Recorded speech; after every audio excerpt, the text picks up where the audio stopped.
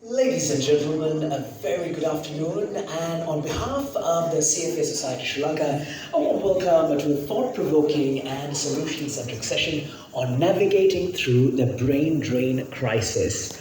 This afternoon and of course evening, we plan on getting deep into some burning topics along with discussing related areas such as employee value proposition, succession planning, and flexible work arrangements. So in order to kick off today's proceedings, let me invite a wonderful gentleman, the President of the CFA Society Sri Lanka, Mr. Aruna Perera, for the welcome address. Ladies and gentlemen, a big hand. Good evening, everyone. Professor Prasadini Gamage, esteemed Professor of the Human Resources Department at the University of Kelaniya, our distinguished keynote speaker, distinguished panel members of today's session, Ms. Aarti Porwal, Country Head, India CFA Institute, Ms. Sachin Naik, Director of Partnership and Client Solutions for India at the CFA Institute, respected members of the board of the CFA Society, fellow CFA charter holders, eminent HR leaders, Ms. Aruna CEO of the CFA Society Sri Lanka. It's an honor to extend a warm welcome to our esteemed keynote speakers, panelists, and HR leaders, and the special guest from the CFA Institute to this significant HR forum. At the CFA Society Sri Lanka, we are committed to fostering a dialogue that transcends borders and addresses challenges critical to our industry. Today, we convene to address the pressing issue of brain drain in Sri Lanka.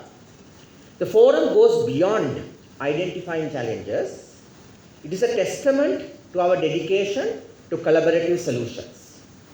By bringing together thought leaders and industry experts, we aim to uncover insights that will shape the future of talent retention in our nation. Your presence today emphasizes the importance of a unified approach to these challenges. Together, we can harness collective wisdom to drive impactful change.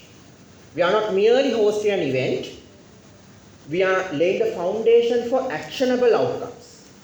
The findings discussed today will be published and shared and will serve as a guiding light for future strategies. If you speak to any business or HR leader today, all of them will undoubtedly say retention and recruitment of relevant talent, I want to emphasize the word relevant, is one of the key challenges they face when they are conducting their day-to-day businesses. At times, I think whether we need to change a little bit in order to address this issue.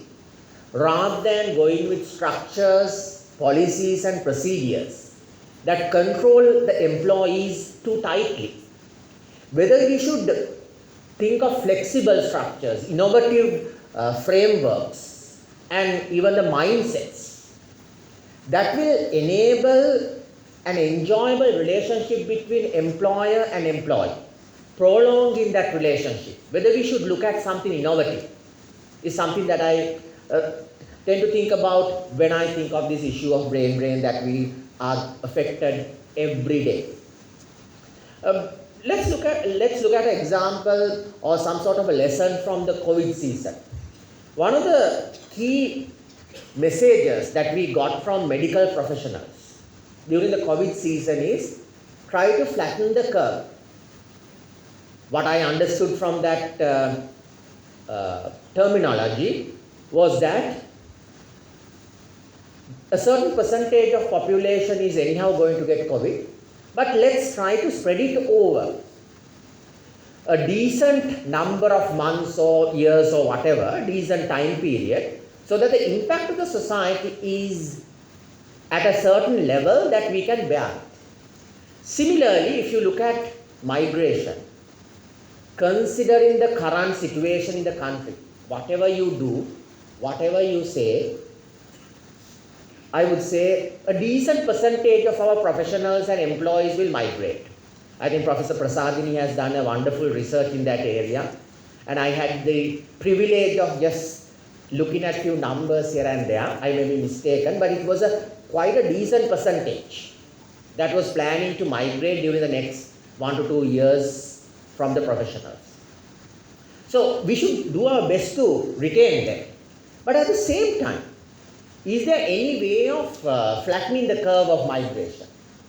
What I mean by flattening the curve of migration is, when I speak to my colleagues, a lot of people say, look here, 80% of our employees, 80% of my co-employee group migrated within 3 months.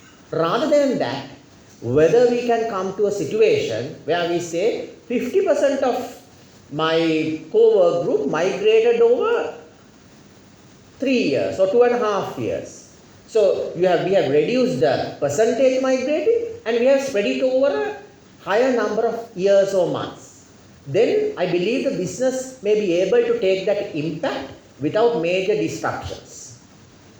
At the end of the day, HR professionals say that whenever an employee that works for me leaves, they always reminds me, employees doesn't leave the organization, they leave the managers. So I think as managers, we can do a lot by adjusting probably our structures, our guidelines, our frameworks, and especially our mindset that will help us to retain these important individuals, and if they are migrating, maybe flattening the curve, reducing the impact.